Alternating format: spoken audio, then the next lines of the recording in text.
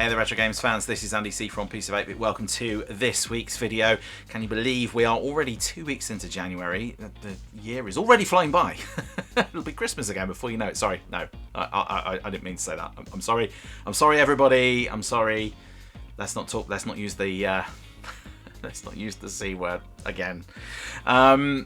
So yes, anyway, that means I'm halfway through my month with the Intellivision and the newly created Intellivision Sprint, just sitting behind me here. And I wanted to do a video. There was a VR, which is a video request, a video response, sorry, that was done by a chap called Retro Game Langers about 3 months ago on early gaming memories. And I really wanted to get stuck in with this, and there is a bit of a story to it, but basically the reason why it's taken me so long to get around to it is because I kind of wanted to be getting on with the Intellivision before I talk to you about it. So that's a little bit cryptic. We'll get stuck in with that as, in due course. So what today's video is going to be is a bit of a hodgepodge of a few things. I wanted to talk about some of my early gaming memories, and then I want to focus on my very first console gaming memory, which is quite important to me, and there is a bit of a story behind it, and it involves Intellivision, as I've already mentioned. So we will get to that. But one of the things I wanted to do was to have a bit of a quick reflection on what the world's first gaming memory might actually be. And yeah, we're going to start there, and then I'm going to dive into some of my highlights of my own memories and ask you for your thoughts and your memories, early gaming memories as well. And then I'm going to talk about one game in particular, which is very special to me, in the final section. So without any further ado, let's dive straight into the first gaming memory according to the entire world. Cryptic, yes? I'll see you there.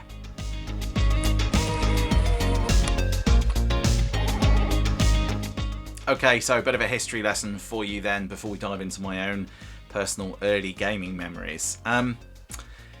So, question, what do you think was the first video game really to have ever been produced? Is it what's on behind me here? Is it Pac-Man? Well, not a bad shout, but we're talking 80s here, so this is relatively new by comparison. What about Space Invaders? Could that be the first one? Maybe Asteroids? Space Invaders, what, late 70s?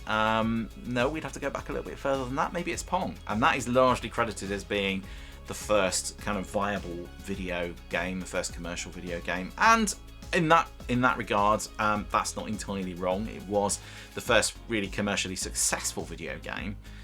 But there was a game that came before it, and we'd have to go back all the way to 1962 to MIT in the US, and a chap who was at MIT called Steve Russell, who for some reason was called the Slug, and he was working on something called the DEC PDP-1, which was an early programmable computer using punch cards. And in fact, actually, a little bit of trivia for you here. The little holes that were punched on that card actually were called hacks, which is where the term hacker comes from.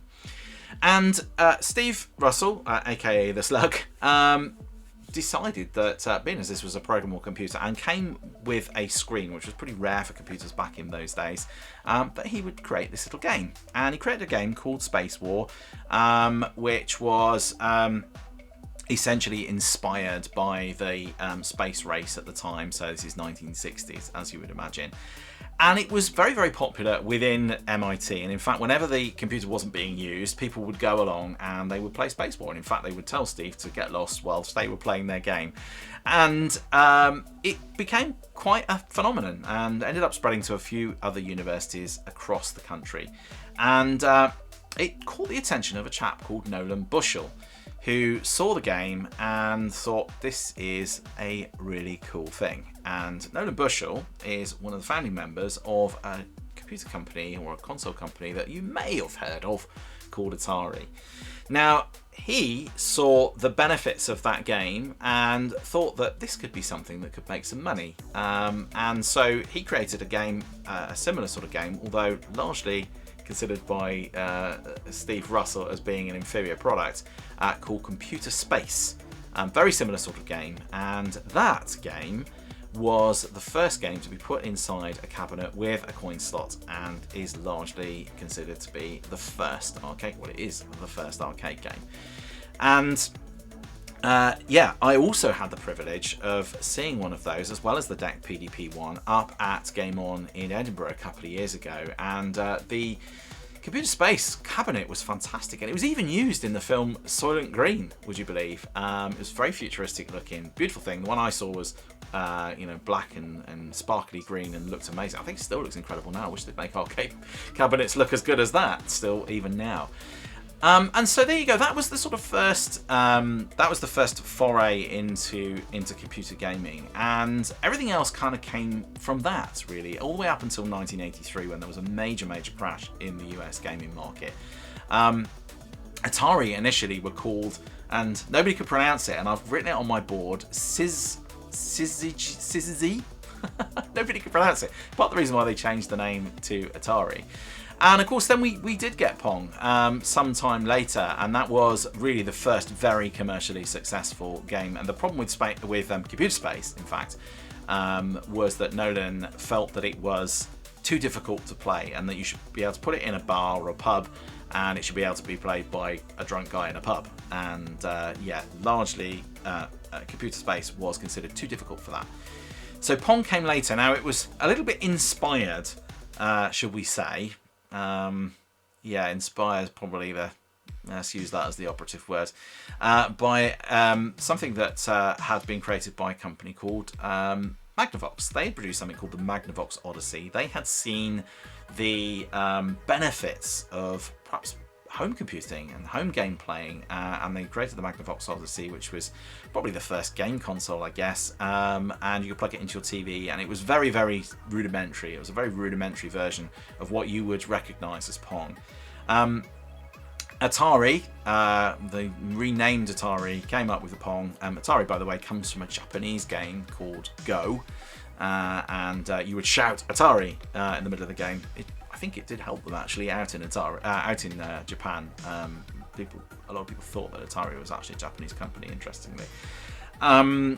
So yes, that was Atari, and they created Pong. And I also saw at Play On, they also had an original Pong arcade machine, one of the original slot machines, and that surpassed Computer Space by a country mile. It was massive and hugely successful, and they sold tens of thousands of these units, and they produced a home version as well, helped by the big company Sears in the US, and they just flew off the shelves.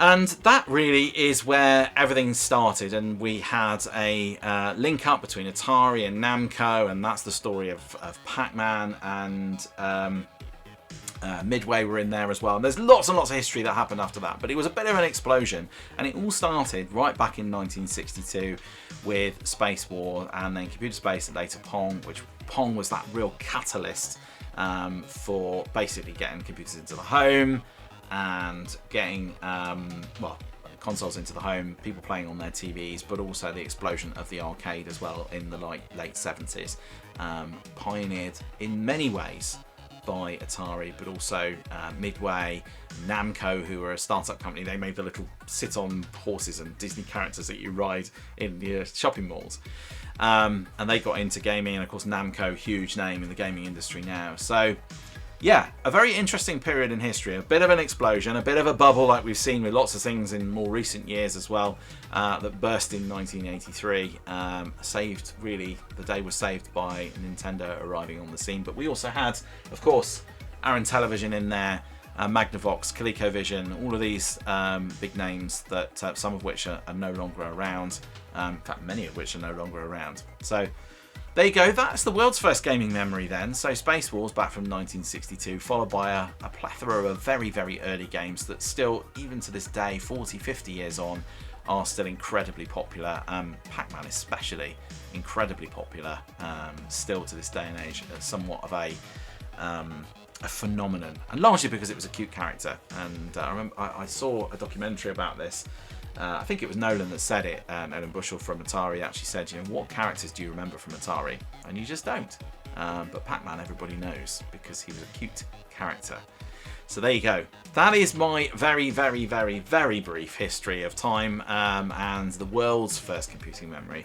So now I'm going to talk a little bit about my computing memories, rather selfishly, and I would love to hear your comments as well, but I'm going to talk about some of my early memories, and then I'm going to talk about one in particular, as I mentioned before. So without any further ado, let's dive straight into that. I'll see you.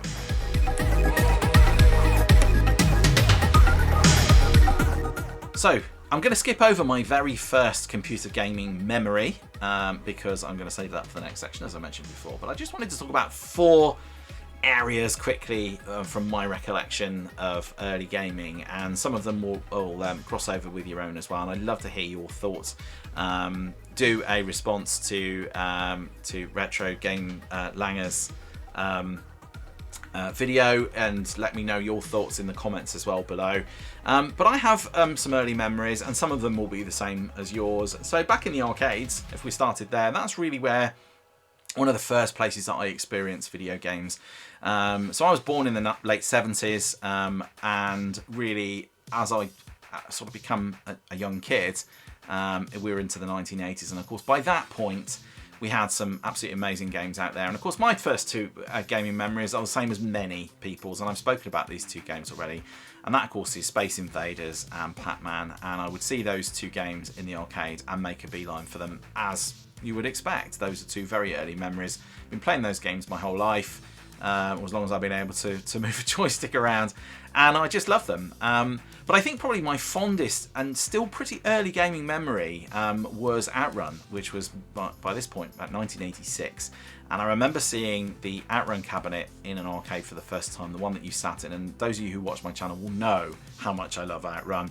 I did a minute, my Monday Minute with it a couple of weeks back, and yeah, I absolutely adore Outrun, and it is still a very early gaming memory for me. I don't remember much before 1986, and so I would make again a beeline if I saw an Outrun cabinet. I just adored that game. The colours, the sense of speed, the sort of exotic location that it was set in, everything about it was just fantastic, and I absolutely loved it. So when it comes to arcades, yes, Pac-Man and Space Invaders definitely up there on my list of early memories, but Outrun as well, very, very much probably my fondest memory from that period, and very early into my gaming experience. And of course remembering as well with Outrun that the consoles at the time and the early computers were just not capable of the sort of level of graphics capability and sound quality that you saw in an arcade machine. Arcades were always ahead of the game, and it's a bit like cinema. You know, you would go to the arcade to experience a game first, and then you would get a version of it to watch at home, which would be somewhat inferior in the case of movies on a VHS. So there you go.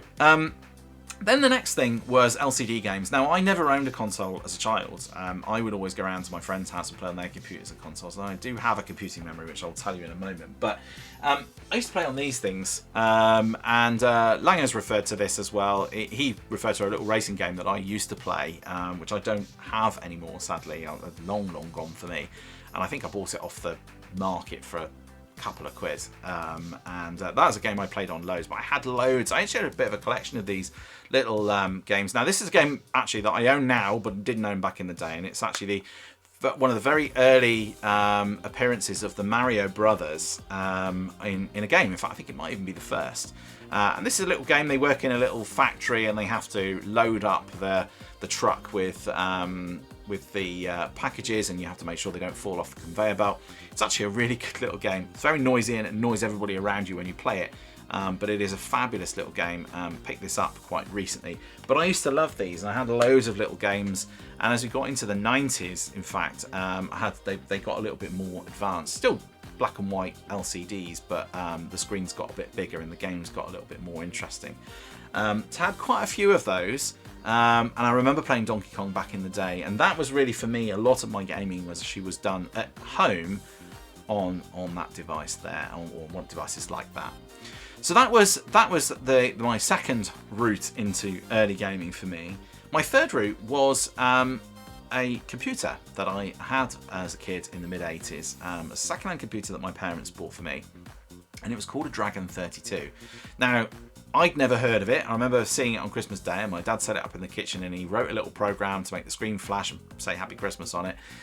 And most of my friends and people that I knew either had an early console, so they might have had a 2600 or an Intellivision. A lot of them had Spectrums, ZX Spectrum or Commodore 64. So I got this Dragon 32. I'd never heard of it before. And actually, it's a little bit of a historical route into my career, in fact, as getting into software development, because the tape drive on it only worked for a short period of time. And electronics were very expensive to replace in the 80s. And so I had to write little programs on it from the book myself. But there were times that I did play on it. I was able to get games to work, and there was a game called Bonka, which is the only game that I really do remember from it. There was another game on there, and I cannot for the life of me remember what it was. Little adventure game. Can't find it. Can't remember what it was.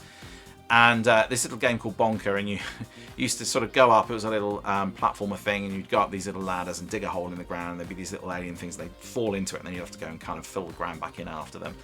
It was a very, very simple game. It was quite addictive. I could only ever get it to work every now and again, and eventually I could never get it to work at all. But that was a very early memory for me at home, playing on the Dragon 32, which was a British-made piece of equipment, based on a lot of similar technology to some of its competitors at the time. But yeah, sadly Dragon computers no longer around. Yeah, bit of a shame that, but it was an interesting machine. There's a lot of love for it out there, actually, still, but I've not seen one for many, many years. So, yeah, that was my early home computing experience. And then I mentioned before that I used to play around my friend's house a lot, and later on at home in the 90s we got a PC, but I continued to go around to my friend's house and play on there. A friend of mine had an Amiga, another friend had an Atari, Atari ST. I would go around and play on there. But in the 80s, in my early gaming days, I had a friend who used to have a ZX Spectrum. I used to spend hours around his house. I would go around for the whole day and we would just play ZX Spectrum games. Another friend who had a Commodore 64. Yeah, on the Commodore 64, my earliest gaming memory was probably something called Impossible Mission, which at the time blew my mind. It was a fantastically colourful game, really, really hard. It had voice synthesized speech in it. It was just incredible, absolutely incredible. And it's still a great game now. Brilliant. You could play on that for hours. It was really, really good. And on the ZX Spectrum was probably Treasure Island Dizzy, if I had to remember. And that was probably not actually from my friend's house, but I went round to my cousin's house and they'd got a ZX Spectrum, and we would go and stay there for a week. And I would always be going, can we put the game on now? Can we put the game on now? And we put the ZX Spectrum on and played Treasure Island Dizzy. That was the first game I remember on there. But there was loads of games on the ZX Spectrum. Night Law's another really early one for me. I remember seeing that for the first time and being blown away by the isometric graphics in that, and the whole idea and concept of that game was just fantastic. And then probably the only other one from that era that I remember very fondly is probably Ghostbusters, which I even to this day still cannot get the hang of that game. But yes, very, very early in my gaming memories. So there you go. Those are some of my very early memories. I'd love to hear your thoughts on some of those games that I've mentioned, or whether those are some things that you never really encountered or would like to go and have a look at, or what your early gaming memories are. I'd love to hear everybody's feedback and thoughts on their own early gaming experiences, or go and do a VR as well to this. So there you go. Those are my early gaming memories. Now what I want to do is a bit of what I do in the bit between, which is to go and play a game and talk about a game. And this game is very special for me, and I imagine that some of you may never have heard of it. So without any further ado, and I keep saying that as well, let's dive into my very first gaming memory, and let me know if that is something that is familiar to you as well. I'll see you there.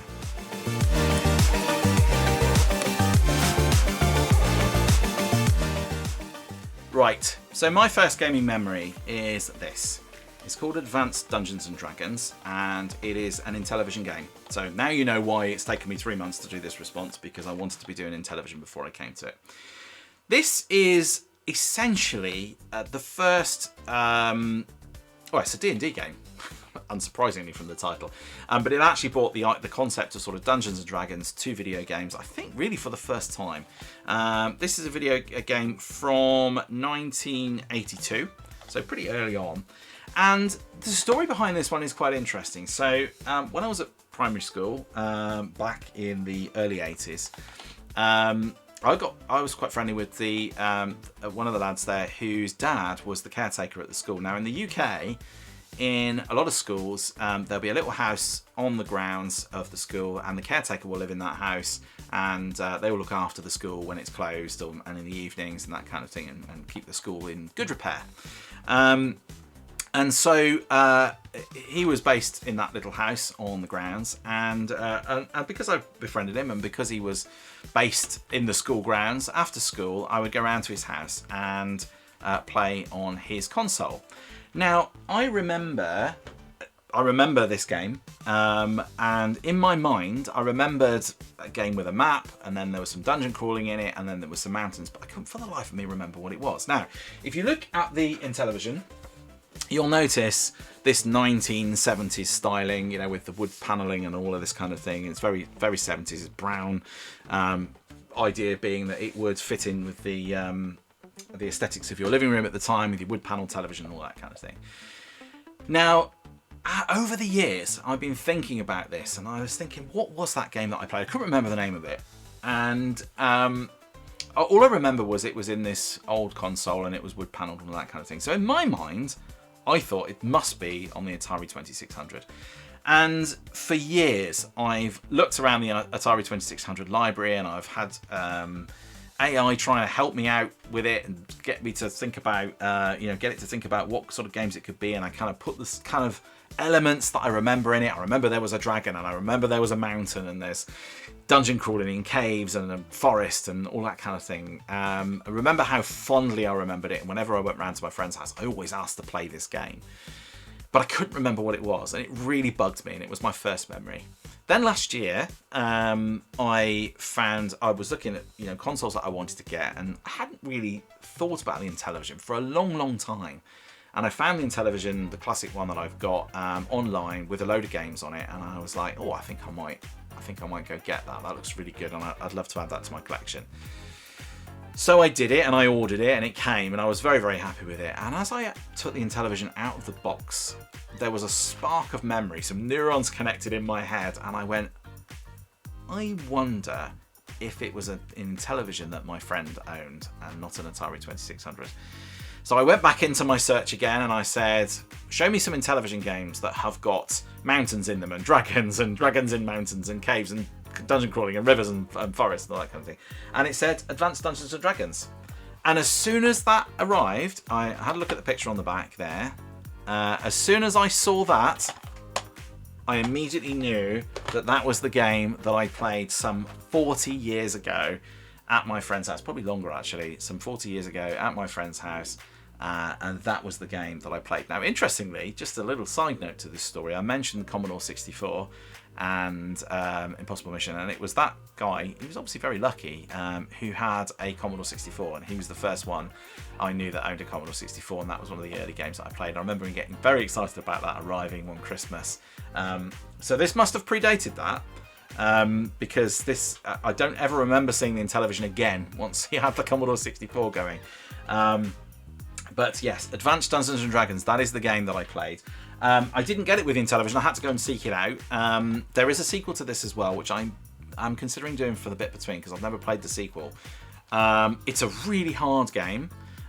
This one, obviously, again, got the inserts. Always make sure that you get the inserts. These go into the controller, so I'll show you how that works. So you've got your Intellivision controller. Now, this is from the Sprint.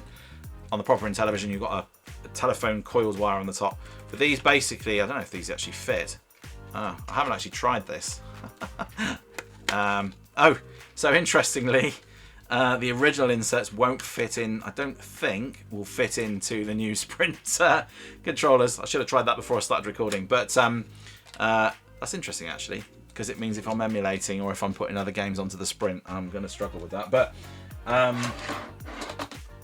yes, the inserts go in there, and it basically tells you what all the buttons on the controller do. It's quite a cool idea, despite the fact that controllers themselves are not that great, to put it mildly. So there you go, that's my first game memory. Now I'm going to go and play this game for a few minutes just to give you a flavour for it and talk you through some of my early thoughts on that game, and then we're going to wrap up for the day. So there you go, that is that. Let's get stuck straight in with Advanced Dungeons and Dragons, aka cloudy mountain on the Intellivision. Let's get going.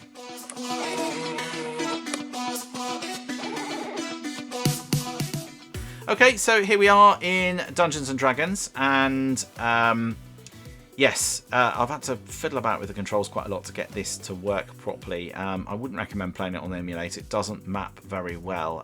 Go and play it on the Intellivision or the Evercade. That is the place to go play it. But yeah, I wanted to do this for recording purposes. So yeah, we start with this map, and as soon as I saw this map, I knew this is the game that I played all those years ago. And yeah, what you're seeing on here is a load of brown mountains, which you cannot pass, and some black ones which will light up with colours as we get near to them. They will indicate difficulty, so I'll talk about that in a second. We've got a forest in the middle, we've got some rivers, and we have got some walls and some gates, and then the final boss mountain on the right hand side where the final boss is sleeping. This game is really, really hard, and I'm hoping that we're going to find some favourable colours for mountains on here. So if we move across, that's purple, that's the hardest. That's red, which is the next one down. Grey. Fantastic. So I'm hoping that we can get into that one in a moment. So I can see what's at the top here. Yeah, the controls are mapped weirdly on this. So I'm using the square, circle, triangle and X buttons to move around on this map, and then we'll use the D-pad when we get into the mountains. There's no point in going into that one at all. So this grey one over here feels like a good one. Now, to get to the next mountain after we pass out of this one, we'll need to find a boat. So you'll need to find a boat to cross a river, you'll need to find an axe to cross a forest, you'll need a key to get through the gates, or you can just battle your way through the mountains. So if you look at the top one there, so that the very top, that red one that sits up there, we could go through that red one, and then there's those two black mountains in the middle, and then we could go through those four black ones that are adjacent to the volcano if we wanted to, but that would probably be really, really hard. So we don't want to do that. Probably the best way to go would be for us to go into this grey mountain here and find ourselves an axe, and then we only have one other mountain where we might need to find a key. So let's give that a go, see if we can get into here. No, that's not the way. So yes, I say the controls are mapped weirdly. So let's go into this grey one here. Alright, so I'm inside the dungeon now, and you can see I've got three choices of direction. I'm going to run around. Now, I cannot hear anything, so the audio is turned off for me, which is a massive problem, because you will hear the animals moving around in here. So we'll see bats, there's spiders, there's blobs that you can't kill, and sometimes there are dragons and other things as well. And depending on the colour of those as well will also depend on how difficult they are. I have arrows, which I can fire in different directions using the same keys that I was using for moving around on the map. So if I use triangle, for instance, which is at the top, that will... that's good. That's a good start. So that's a pack of arrows. You're always short of ammo in here. And now in these easier maps, they are a little bit easier to navigate, and you will find more arrows, and the creatures that are in here tend to be a little bit more favourable. And what we're looking for is just either some pickups like a boat or an axe, as I mentioned before, or we are looking for a ladder to get out. And there we go. Oh, it's our first victim. That was lucky. See, I couldn't hear that. You will probably have heard that.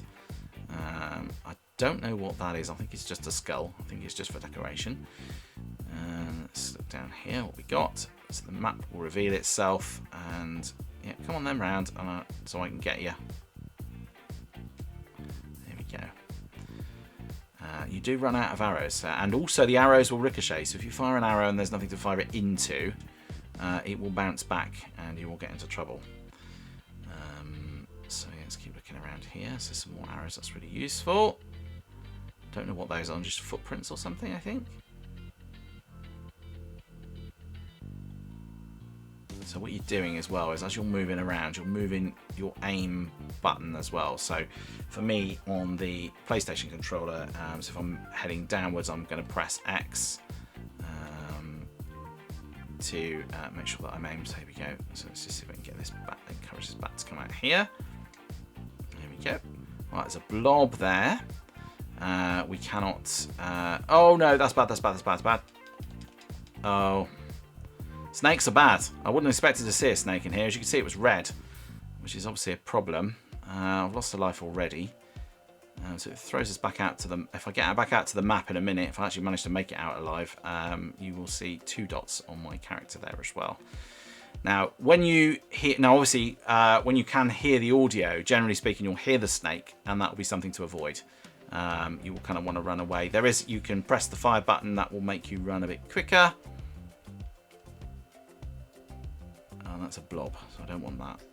I can't do anything about that. That will just kill me. I'm pretty sure I can't do anything about it. Hopefully you get the idea, though. But yeah, my first memories, I absolutely love this. I love the... it just felt so awesome to me. When you have that first map with those mountains on it, just feels like a really cool adventure game. And I remember it being difficult back then as well, but I was also only about probably 6 or 7 years old, maybe. Crikey, where is this ladder? But I used to think this was so cool. Like I said, I can't tell with the maps as well whether they're procedurally generated. They all seem quite different, as do the dungeons. They seem different every time, so I don't know whether they are whether they're programmatically generated or whether there is just a large number of them. I think probably for this sort of map, it's probably quite easy to actually procedurally generate, which means that the game ends up being quite different each time. You do obviously have to uncover things and discover new routes out every time you play the game. I feel like I've been everywhere except where I need to be. Maybe there's something down the bottom here. Let's keep scrolling around. Now, by modern standards, of course, this game probably looks quite boring, and you would be right. It's quite boring. And when I played Buzz Bombers before, I think that was more of the sort of game that stands the test of time a little bit better than this one. But obviously for me, this has got such fond memories because this is my very first gaming memory.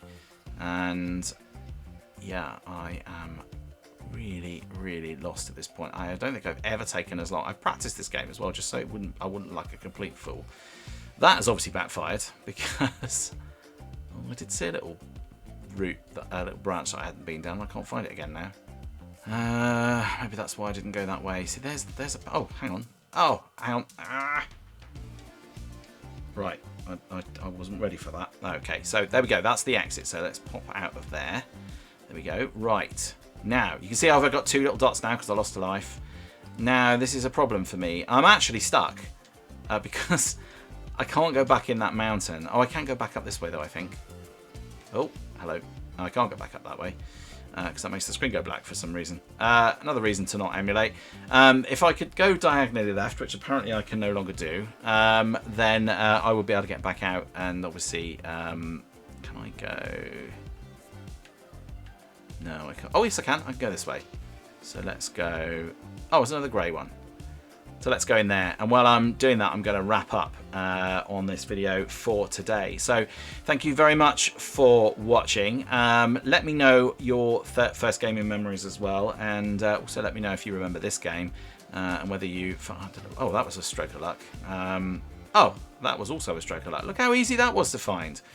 I absolutely love this game, but I think probably a lot of that is to do with the fact that I remember it so fondly because it's so early on, and I think in reality, yeah, it's probably not a game that anyone coming to for the first time is really going to appreciate. But yes, this is it. This is the first gaming memory for me. So yeah, hope you enjoyed that. Like I say, if you do enjoy these videos, please do hit that like and subscribe button, and like I said, drop your comments below as well. We will be continuing with Intellivision throughout the month of January, and then yes, I will be reporting back to you on what it has been like to live with this pretty ancient console, and I'll also be comparing it to some of its competitors as well. So we'll be having a look at how it compares to the likes of the Atari 2600 and whether it's worth going back and playing in 2025. But yes, until then, I need to figure out how to go diagonally down. Is it this way? This way? Ah, here we go. Can I get across to here? That's a blue one. Interesting. Which way do I go? Question. Let's do it. All right. Let's leave it there. I want to carry on doing this. I'm not going to be very long for this game. No. That's bad. Well, there you go. There's a dragon and I'm in trouble. Oh, I got it! On my days, I think that's like the first time ever. Does that mean the ladder's nearby? Who knows? Right, that's it. Please do all take care of yourselves. Oh, that's it. I'm really done now. There was the boat as well, look. See the boat under there? I needed that for the river. But, yeah, I've been replaced. My lives have now been replaced with a little tombstone. And so that is game over, and that is it for today. So, yes, like I say, please do all take care of yourselves. I will see you in the next one. And, yeah, bye for now.